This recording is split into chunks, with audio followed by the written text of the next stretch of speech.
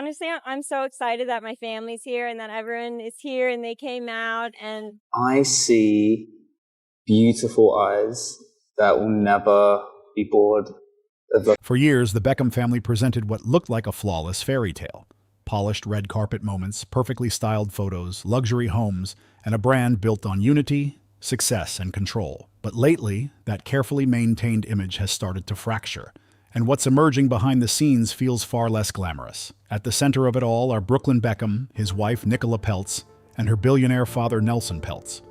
According to insiders, Nelson was never fully convinced that Brooklyn was the right match for his daughter. What began as subtle tension reportedly turned into strained dinners, awkward interactions, and an undercurrent of quiet judgment. Now, the situation has spilled into the open. Legal letters are reportedly being exchanged, public statements are sharp and deliberate, and the once polished family narrative has been replaced by silence and distance. This is no longer just celebrity gossip. It has turned into a battle over loyalty, influence, and control. Things escalated dramatically when Brooklyn went public with an emotional post addressing his relationship with his parents. In it, he accused David and Victoria Beckham of misrepresenting the truth, prioritizing their image over their son, and disrespecting his wife. The tone wasn't vague or diplomatic. It was direct, emotional, and final. There was no room for interpretation. Brooklyn made it clear he was choosing Nicola without hesitation. What shocked many observers wasn't just the content of the post, but how definitive it felt.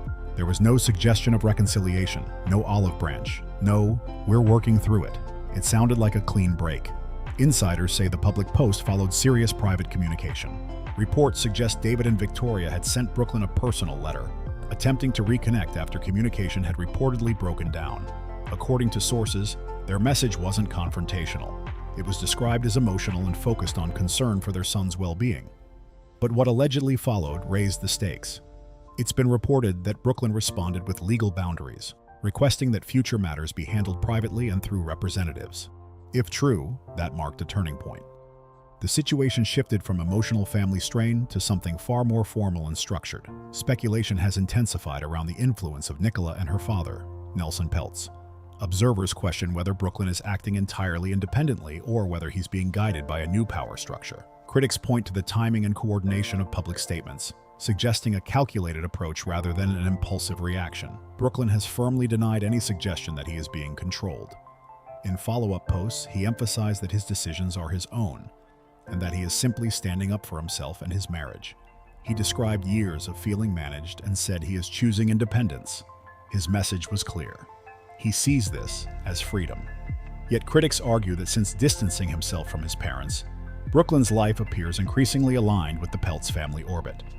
He is regularly seen at their events, living within their circle, and reportedly maintaining limited direct contact with his own parents. Some sources claim communication now happens through intermediaries rather than direct conversations. That shift has fueled speculation that this is no longer ordinary family disagreement but a deeper struggle over influence. Many point to the wedding as the emotional flashpoint, specifically the first dance. According to Brooklyn, what was meant to be a private dance between him and Nicola turned unexpectedly into a moment involving his mother, which allegedly left Nicola upset. Accounts of the evening vary depending on who is speaking, but nearly everyone agrees the atmosphere shifted noticeably.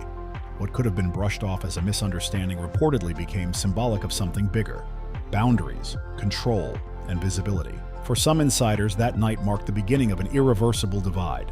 Since then, distance has become the defining theme. Missed family events, unanswered invitations, minimal public interaction. Nicola has reportedly chosen not to attend events where David or Victoria are present. Some describe this as self-protection. Others interpret it as a strategic stance. Behind Nicola stands Nelson Peltz, a powerful businessman known for discipline and long-term strategy. According to those close to the situation, Nelson has privately expressed skepticism about Brooklyn's career trajectory, noting his shifts between photography, cooking ventures, and lifestyle branding. There have been no public criticisms, but insiders describe a quiet, measured judgment rather than overt conflict. Then there is the financial structure of the marriage. Before the wedding, a prenuptial agreement was reportedly finalized. According to public reports, the agreement protects the Peltz family fortune and limits financial entanglement beyond what the couple builds together. Such agreements are common in high-net-worth marriages, but in this case, critics argue it also underscores the balance of power. If the marriage were ever to dissolve, Brooklyn would not have access to the broader Peltz wealth. He would retain only what was built jointly. Some observers believe that arrangement reinforces a dynamic where Brooklyn's long-term security is tied directly to the success of the relationship itself. For David and Victoria, that possibility is said to be deeply unsettling. Their son, once central to the Beckham brand, now appears fully embedded in another family's sphere of influence. And for parents, the fear that your child may have distanced himself beyond easy repair is far more painful than any headline. What began as whispers of tension has now grown into one of the most public and complex family fractures in recent celebrity memory. And with every new development, the central question remains: is Brooklyn carving out independence, or has he simply shifted from one orbit of power into another? Insiders say the concern has never really faded for David and Victoria. No matter how tense things have become, they reportedly still hold on to the same simple position: the door is open. According to people close to the Beckhams, there are no ultimatums waiting on the other side, no demands for public apologies, no conditions tied to reconciliation, just the hope that one day their son walks back through it. Brooklyn, however, appears firm in his stance. He has publicly framed his decision as self-protection, as a man choosing his marriage and his independence over long-standing family patterns. In his view, he didn't betray anyone. He stood up for himself. And once someone defines their actions that way, it becomes incredibly hard to reverse course without feeling like you're surrendering. Meanwhile, the Beckham machine keeps moving. David's ventures continue expanding. Victoria's brand remains strong. His siblings are building their own lanes. From the outside, the family looks polished, composed, forward-focused. But there's an absence that no curated photo can hide. Brooklyn's missing presence sits like a quiet shadow over everything. What's shifted the tone of this entire story wasn't another celebrity comment. It came from someone far removed from fashion weeks and red carpets. Brooklyn's former youth football coach from Queens Park Rangers decided to speak publicly. And instead of fueling drama, he offered something more unsettling: context. He described a childhood wrapped in privilege but layered with pressure. According to him, Brooklyn wasn't just a famous kid. He was a watched kid, protected, guarded, managed. He reportedly had full-time security as a teenager, constant awareness of who was looking, who was approaching, what was being said. That kind of environment doesn't just build status, it builds tension. The coach didn't accuse. He didn't criticize David or Victoria directly, but he made one point clear: growing up inside that level of visibility changes a person. It can make you crave control. It can make you desperate for autonomy. It can also make you vulnerable to the first environment that feels stable and self-directed. That's where the conversation becomes complicated. Because when people step back and look at the power shift, they notice something significant. Nicola did not relocate into the Beckham orbit. Brooklyn moved fully into the Peltz orbit. Her family structure stayed intact. Her foundation remained unchanged. He, on the other hand, repositioned himself inside a new ecosystem of influence, wealth, and hierarchy. Observers aren't just asking who sacrificed more, they're asking who holds structural leverage. When one family carries generational celebrity capital and the other carries generational financial power, the dynamic isn't simple, it's layered. And in elite circles, leverage isn't about affection. It's about positioning. Nelson Peltz's silence has become one of the loudest elements in the story. No public statements, no visible defense, no emotional posts. Those familiar with his business style describe him as disciplined, strategic, and unshaken by media cycles. Silence, in his world, isn't passivity, it's calculation. Sources suggest he sees Brooklyn as well-intentioned but still forming, talented but not fully defined. That perspective isn't cruel, it's pragmatic. And in high-power environments, pragmatism often outweighs sentiment. At the same time, Brooklyn's career path continues to evolve rapidly. Photography exhibitions, cooking content, brand collaborations, lifestyle ventures. Each move appears ambitious, but critics argue the pattern looks fragmented. David Beckham built his empire through relentless specialization and long-term focus. Brooklyn's path feels exploratory, adaptive, still searching. In the Beckham framework, that might be seen as youthful growth. In the Peltz framework, insiders suggest unpredictability can be perceived as instability. That contrast between legacy loyalty and performance precision defines this entire conflict. The Beckhams represent endurance, brand unity, and multi-generational image management. The Peltz circle represents influence, capital strategy, and measurable outcomes. Brooklyn sits directly between those worlds, trying to build something that belongs solely to him. The tension isn't loud anymore, it's structural. And structural tension doesn't resolve through emotional posts. It resolves through time, results, and power balance. Right now, insiders claim Nicola Peltz remains unconvinced about Brooklyn's long-term footing. Not hostile, not dismissive, just cautious.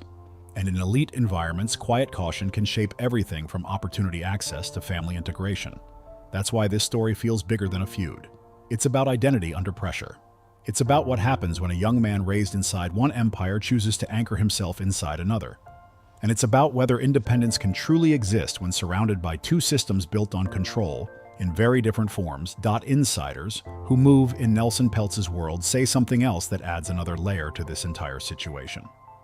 In his universe, affection does not outweigh leverage. Sentiment does not override structure, influence, positioning, long-term advantage. Those are the currencies that matter most. And from that perspective, Brooklyn is not evaluated emotionally. He is evaluated strategically. People close to David and Victoria insist this transformation in their son did not happen overnight. It was gradual, subtle. Decisions that Brooklyn once made instinctively began sounding rehearsed. Conversations that used to feel spontaneous started feeling measured. Words came slower, more guarded, as if each sentence had already been reviewed before it left his mouth. At first, they reportedly brushed it off as maturity, then as marriage adjustment, but eventually the pattern became too consistent to ignore. The warmth that once defined their relationship shifted into something formal. Lawyers entered discussions that never previously required legal oversight. Boundaries tightened. Tone hardened. The closeness that once felt effortless began to dissolve. Those around the Beckhams say Brooklyn was not always distant. He did not always describe his upbringing as restrictive or controlling. That narrative, they argue, evolved. The way he speaks about his past today is not the way he once described it privately. And that shift, more than any public statement, is what they struggle to understand. Brooklyn firmly rejects that version of events. He maintains that his perspective has always been authentic, and that he is simply speaking more openly now. But even neutral observers acknowledge that timing matters. The deeper his integration into the Peltz family became, the wider the emotional gap appeared between him and his parents. At the same time, his siblings continue to operate within the Beckham fold. They attend events together. They celebrate milestones. They post photos that project unity. That contrast fuels even more speculation. If the environment was universally oppressive, critics ask, why did only one child sever ties so completely? It is an uncomfortable question, and one that does not have an easy answer.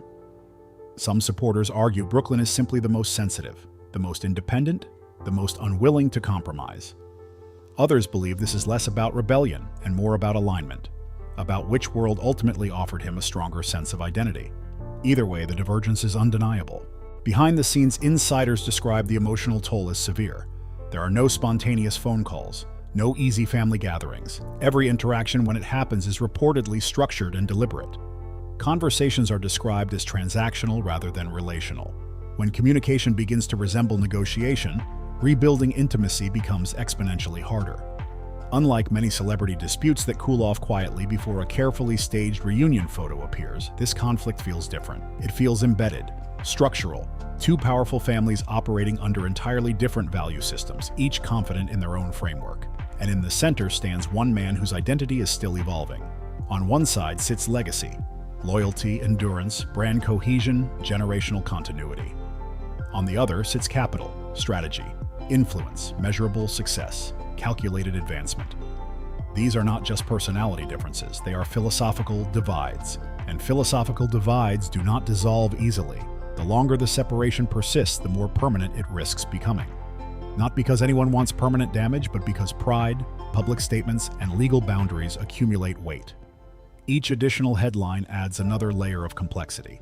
And now the biggest question looms. What happens if Brooklyn ever decides he wants to return?